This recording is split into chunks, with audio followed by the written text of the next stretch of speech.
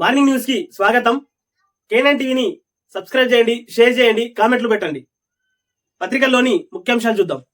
వెలుగు ఇంద్రమ్మ ఇండ్ల స్కీమ్ 11న ప్రారంభం.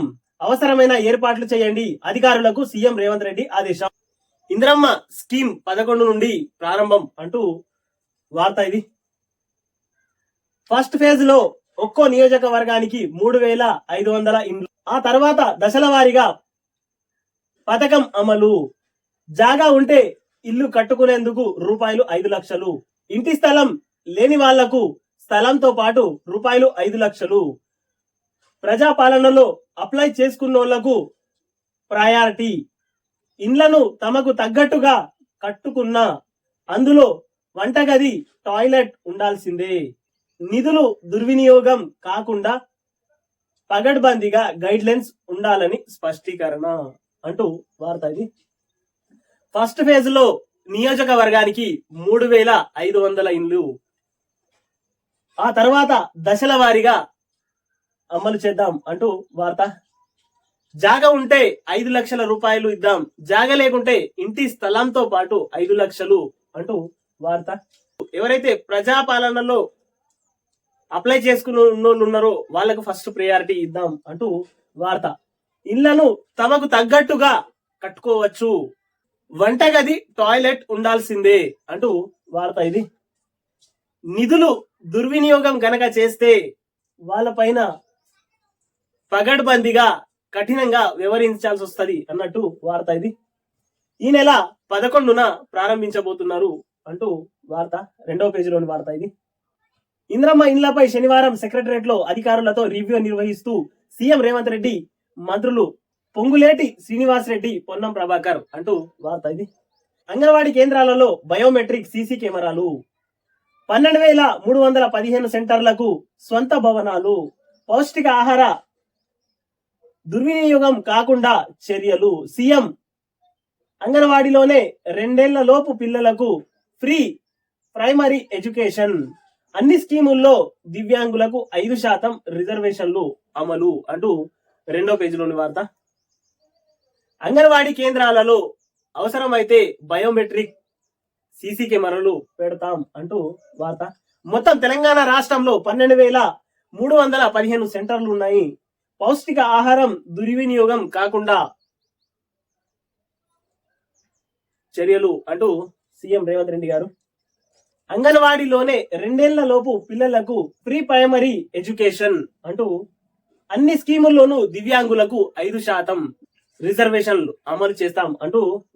దేశవ్యాప్తంగా 195 సీట్లకు ఫస్ట్ లిస్ట్ విడుదల చేసిన బీజేపీ ప్రభుత్వం అంటూ వార్త. రాష్ట్రంలో 9 సీట్లకు బీజేపీ అభ్యర్థులు ఖరారు అంటూ వార్త. సికింద్రాబాద్ నుంచి కిషన్ రెడ్డి, కరీంనగర్ నుంచి సంజయ్, అరవింద్ కు నిజామాబాద్, ఈటెలకు మల్కాజ్గిరి, కొండ విశ్వేశ్వర రెడ్డికి చేవెళ్ల, బూరా నర్సయ్యకు భువనగిరి, భరత్ కు నాగల్ కర్నూల్, బీవీ పటేల్ కు జహీరాబాద్ టికెట్లు. హైదరాబాద్ నుంచి బరిలో మాధవిత, మళ్ళీ వారణాసి నుంచి ప్రధానమంత్రి మోదీ పోటీ చేస్తున్నారు అంటూ వార్త. 2వ పేజీలోని వార్త ఇది. బీజేపీ మొత్తం మీద దేశవ్యాప్తంగా 195 సీట్లకు గాను ఫస్ట్ లిస్ట్ ని రిలీజ్ చేసింది. అందులో రాష్ట్రానికి సంబంధించినవి ఇవి అంటూ వార్త. 2వ పేజీలోని వార్త. బీజేపీ మేనిఫెస్టో జ్ఞాన్, పేదలు, యువత, వ్యవసాయం, నారీ శక్తి థీమ్స్ తో రూపకల్పన. కిషన్ రెడ్డి. 2 వేరువేరు మేనిఫెస్టోలు విడుదల చేస్తాం.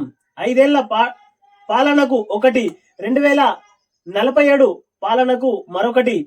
వీటి కోసం అన్ని వర్గాల అభిప్రాయాలు తీసుకుంటాం. ప్రధానికి ఆహ్వానం పలికేందుకు సీఎం రేవంత్ రెడ్డి వస్తారనే అనుకుంటున్నానని కామెంట్స్ అంటూ వార్త ఇది.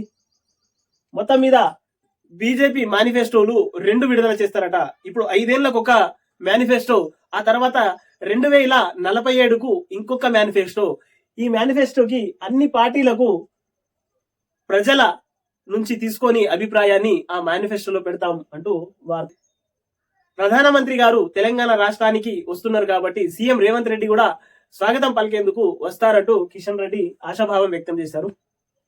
ఇది 2వ పేజీలోని వార్త. మల్లారెడ్డి కబ్జాపై సర్కార్ యాక్షన్. కాలేజీ కోసం ప్రభుత్వ భూమిలో వేసిన రోడ్డు తొలగింపు, జేసీబీతో తవ్విన అధికారులు 10 గంటలు తిరిగి స్వాధీనం, హెచ్ఎండిఏ పార్క్ స్థలాన్ని ఆక్రమించుకున్న మాజీ మంత్రి గతంలో ఎంపీగా ఉన్నప్పుడు సీఎం రేవంత్ రెడ్డి చేసిన ఫిర్యాదు ఆధారంగా చర్యలు. బీఆర్ఎస్ నాయకులకు ఒక్కొక్కల భాగవతం బయటపడుతుంది, అతి త్వరలో బయటపడుతుంది. ఒక్కొక్కరిది పాల మల్లన్న, పూల మల్లన్న, యూనివర్సిటీల మల్లన్న, విద్యావేత్త అంటూ చెప్పుకునే మల్లన్న లీలలు మామూలుగా లేవు. ఎక్కడ భూమి చూస్తే అక్కడ గైడ్ చేసి పడేస్తాడు. తెల్లారే ఈడ భూమి ఎంటీగా ఖాళీ స్థలం కనిపించిందా, దాని మీద కన్ను పడిందా, మల్లారెడ్డి పాల మల్లారెడ్డి దాన్ని వదులడు. కబ్జా చేసుడే, అది సర్కార్ది గాని ఎవరిదన్నా గాని. ఒకవేళ ఎవరిదో ఒకళ్ళ రైతులుంటే నయాన్నో భయాన్నో ఇచ్చి గుంజుకునే రకం కాదు, గుంజుకుంటాడు అని ప్రజలు అనుకుంటున్న మాట. ఇలాగే పాల మల్లారెడ్డికి సంబంధించినటువంటి మల్లారెడ్డి హాస్పిటల్ గాని చుట్టుపక్కల ఉన్నటువంటి 350 ఎకరాల భూమిని కూడబెట్టిండు అని గతంలో బీఆర్ఎస్ లో ఆయన ఉన్నప్పుడే తన పైన ఆరోపణలు వచ్చాయి. కాంగ్రెస్ ప్రభుత్వం రాగానే ఒక్కొక్కటి బయట తీస్తున్నది అంటూ వార్త. పార్క్ స్థలాన్ని ఆక్రమించి మల్లారెడ్డి వేసిన రోడ్డును తొలగించిన అధికారులు అంటూ 5వ పేజీలోని వార్త. మల్లారెడ్డిది ఇంకేం కాలేదు, ఇంకా చాలా ఉన్నది ముందల అంటూ అక్కడి ప్రజలు అంటున్న మాట. 10 మందితో ప్రపోజల్ లిస్టు, సెంట్రల్ ఎలక్షన్ కమిటీకి జాబితా పంపిన స్టేట్ కాంగ్రెస్. మరో 7 స్థానాలపై కుదరని ఏకాభిప్రాయం, బీసీలకు 3 సీట్లు ఇవ్వాలని నిర్ణయం, సీఎం రేవంత్ రెడ్డి ఇంట్లో స్క్రీనింగ్ కమిటీ భేటీ అంటూ 5వ పేజీలోని వార్త. 10 మందితో ప్రపోజల్ జాబితా హైకమాండ్ కు పంపించారంట. మరో 7 స్థానాలకు ఏకాభిప్రాయం కుదరట్లేదు. దానిపైన కూడా చర్చించడానికి రేవంత్ రెడ్డి గారి నివాసంలో నిన్న భేటీ జరిగింది అంటూ 5వ పేజీలోని వార్త ఇది. ట్యాంక్ బండ్ పై శ్రీ పాదారావు విగ్రహం, రాంచి గోండు చాకలి ఐలమ్మ, సర్వాయి పాపన్న, జైపాల్ రెడ్డి వంటి ప్రముఖ విగ్రహాలు కూడా. ఇందుకోసం కేబినెట్ సబ్ కమిటీ ఏర్పాటు చేస్తాం. మాజీ స్పీకర్ శ్రీ పాదారావు జయంతి ఉత్సవాల్లో సీఎం రేవంత్ రెడ్డి ప్రకటన అంటూ వార్త ఇది. రాజీవ్ గోండ్, చాకలి ఐలమ్మ, సర్వాయి పాపన్న, జైపాల్ రెడ్డి వంటి ప్రముఖుల విగ్రహాలు కూడా ట్యాంక్ బండ్ పైన పెట్టడానికి వార్త ఇది. రవీంద్ర భారతిలో జరిగిన మాజీ స్పీకర్ శ్రీ పాదారావు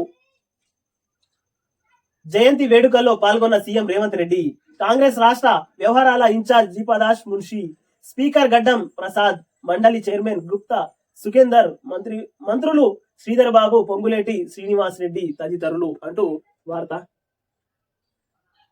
వీకెండ్స్ లో డ్రగ్స్ టూర్లు అంటూ 5వ పేజీలోని వార్త ఇది. ఇంటి పిల్లర్ ను ఢీకొన్న కారు, 2 మృతి, మరో 2కి తీవ్ర గాయాలు. సూర్యాపేట జిల్లా తిరుమలగిరిలో ప్రమాదం, మృతుల స్వస్థలం కరీంనగర్ జిల్లా కాచిరెడ్డిపల్లి అంటూ 4వ పేజీలోని వార్త ఇది. ఇంటి పిల్లర్ ని ఢీకొని 2 మృతి అంటూ వార్త ఇది. మళ్ళీ మొదలైన న్యాయ యాత్ర అంటూ 6వ పేజీలోని. రాజస్థాన్ లో భారత్ న్యాయ యాత్ర మళ్ళీ షురు అయింది 5 రోజుల బ్రేక్ తర్వాత. పాక్ వెళ్తున్న చైనా నౌకలో అణ్వాయుధ సామాగ్రి అంటూ 6వ పేజీలోని వార్త ఇది. మరో 800 మెగావాట్లు సోలార్ ప్రోటీన్ ప్లాంట్లు అంటూ 5వ పేజీలోని వార్త ఇది. దేశం విదేశం స్టడీ కోసం చిన్న దేశాలకు అంటూ 6వ పేజీలోని వార్త ఇది. విదేశీ మహిళపై గ్యాంగ్ రేప్ అంటూ 6వ పేజీలోని వార్త ఇది. తీవ్ర పేదరికం భారత్ లో లేదు అంటూ 5వ పేజీలోని వార్త ఇది. సొంతింటి నిర్మాణానికి 5 లక్షలు, 11 నుంచి ఇంద్రమ్మ ఇండ్ల పథకం, ప్రతి నియోజకవర్గానికి 3500 ఇండ్లు, ప్రజాపాలన దరఖాస్తులకే ప్రాధాన్యం, అర్హులకు లబ్ధి జరిగేలా మార్గదర్శకాలు, విధి విధానాలపై సీఎం రేవంత్ రెడ్డి సమీక్ష అంటూ నమస్తే తెలంగాణ ఇవాళ మెయిన్ పేపర్ గా వేసింది. నిజంగా ఒకటి చెప్పుకోవాలి, ఇక్కడ ఈ రోజు ప్రతిపక్షంలో ఉన్నటువంటి నమస్తే తెలంగాణ పత్రిక ఈ రోజు మెయిన్ హెడ్లైన్ గా వేసింది. ఇవాళ ఒకటి మెయిన్ హెడ్లైన్ గా వేసి మిగతాది ప్రతిపక్ష పత్రికకు ఎలాంటి వార్తలు లేవు. నేను గత వారం రోజుల నుంచి చెప్తున్న ఇదే మాట. తెలంగాణ నమస్తే తెలంగాణ పత్రికలో అరాకొర వార్తలు, సంబంధం లేనటువంటి వార్తలు. ప్రభుత్వం కాంగ్రెస్ ప్రభుత్వం వచ్చి 2 నెలలు కూడా కాలేదు, అప్పుడే తెలంగాణ దివాలా తీసినట్టు అబద్ధపు వార్తలు రాస్తుంది అని వారం రోజుల నుంచి చెప్తున్నా. అలాగే ఈ రోజు నమస్తే తెలంగాణ పత్రికకు ఎలాంటి వార్తలు లేకుండా కేవలం ఇవాళ కాంగ్రెస్ పార్టీకి సంబంధించిన ఒకటే మెయిన్ హెడ్లైన్ గా చేసింది. మిగతాది ఈ పత్రికల్లో ఏం లేదు. కేవలం ఇది చదవడానికి మనకు కేవలం ప్రతిపక్షంలో ఉంది కాబట్టే మనం చదువుతున్నాం ఈ పత్రిక. ప్రజలందరూ గమనించండి, ఈ పత్రికలో ఎలాంటి వార్తలు ఉండవు. ప్రభుత్వానికి సంబంధించినవి మొత్తం కేసీఆర్ కి సంబంధించినటువంటి వార్తలు మాత్రమే ఉంటాయి దీంట్లో. కానీ ఇవాళ కాంగ్రెస్ పార్టీకి సంబంధించిన ఒక మెయిన్ హెడ్లైన్ వేసింది. రాసుకోవడానికి ఆమెకు వార్తలే లేవు. నీ అసలు నిజస్వరూపం ఇవాళ బయటపడ్డది. కాంగ్రెస్ చేస్తున్నటువంటి అభివృద్ధిని, కాంగ్రెస్ చేస్తున్నట్టు మంచి పనులను ఇలా రాయి తల్లి. ఇలా రాస్తే నీకు ప్రతిపక్ష హోదా ఆటోమేటిక్ ప్రజల్లో వస్తుంది.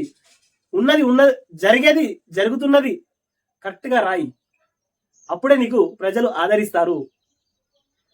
లేని అబద్ధపు మాటలు సృష్టిస్తే నీ పత్రికకు వాల్యూ ఉన్నది కూడా పోతుంది అని తెలంగాణ సమాజం అంటుంది. అంగన్వాడీ కేంద్రాల్లో బయోమెట్రిక్ అంటూ 10వ పేజీలోని వార్త. రాష్ట్రానికి IIHT అంటూ 2వ పేజీలో. ఒంటి పూట బడులు 15 నుంచి అంటూ 2వ పేజీలోని వార్త. మల్కాజ్గిరిలో ఇంటర్ పేపర్ లీకేజ్ కి యత్నం అంటూ 3వ పేజీలోని వార్త. ఇది మరో 2 రైతుల బల్వత్ మరణం అంటూ 10వ పేజీలోని వార్త. కొడంగల్ నియోజకవర్గం దుద్యాల మండలంలో ఏర్పాటు తలపెట్టిన ఫార్మా విలేజ్ వద్దంటూ తహసీల్దార్కు వినతి పత్రం ఇస్తున్న రైతులు. ఫార్మాసిటీ రద్దు అంటూ వార్త వేసింది. ఇది 2వ పేజీ. మార్పు బోర్లు పోయి ట్యాంకర్లు వచ్చాయి. అంటూ 2వ. ఇది కంటిన్యూగా వారం రోజులుగా ఇలాగే వేస్తున్నారు వీళ్ళు. లేకుంటే అది పింకీ బ్యాచా ఏ బ్యాచా అర్థం కాదు. రోజు ఇవే దొరుకుతున్నాయి వీళ్ళకి. ఈ నమస్తే తెలంగాణ పత్రికకు ఎండిపోయిన పొలాలు, ఎండిపోయిన చెరువులు, ఎండిపోయిన సాగర్లు, ఆ తర్వాత బోర్లకు నీళ్ళేస్తున్న ట్యాంకర్లు. ఇది కేవలం పింకీ బ్యాచ్ పని తప్ప వేరే బ్యాచ్ కాదని ప్రజలే అనుకుంటున్నా. నల్గొండ మండలం కేసరాజు పల్లెలో వరి పొలాన్ని ట్యాంకర్ల ద్వారా నీళ్లు వేస్తున్న రైతు ముత్తినేని పరశురాం అంటూ వార్త వేసింది. ఇక్కడ మార్పు బోర్లు పోయి ట్యాంకర్ వచ్చే అని ఎడ్డిచ్చినట్టుగా నమస్తే తెలంగాణ పత్రిక నీ స్వభావాన్ని పోనించుకోవు తల్లి అంటూ తెలంగాణ సమాజం, తెలంగాణ ప్రజలు అనుకుంటున్నారు. ఇక్కడ మాత్రం ఒక్క భాగానికే మొత్తం 4 భాగాల నుండి ఒక భాగం వార్తలు, మిగతా 3 భాగాలు యాడ్లకే పరిమితమైంది ఈరోజు నమస్తే తెలంగాణ పత్రిక. మొదటి యాడ్ వచ్చేసి చెవిరింగుల సమరాలు అంటూ వార్త. ఇది 2వది LIC వార్త. వృద్ధి చేసుకోండి మీ ఫండ్స్ ను అంటూ ధన్ వృద్ధి LIC యాడ్ వేసుకున్నది. ఆ తర్వాత ఇక్కడ వచ్చేసరికి కేష్ కాంతి పతాంజలికి సంబంధించిన వార్త వేసుకున్నది. తెలంగాణ రాష్ట్రంలో నమస్తే తెలంగాణ పత్రిక పరిస్థితి ఎలా అయిందంటే, ఎలాంటి వార్తలు దొరకకున్నప్పుడు, ఎలాంటి వార్తలు లేనప్పుడు ఏం రాయాలో అర్థం కాక చిట్ట చివరికి యాడ్లు వేసుకున్న పరిస్థితి కనబడుతున్నది. ఇక్కడ KNN టీవీని సబ్స్క్రైబ్ చేయండి, షేర్ చేయండి, కామెంట్లు పెట్టండి.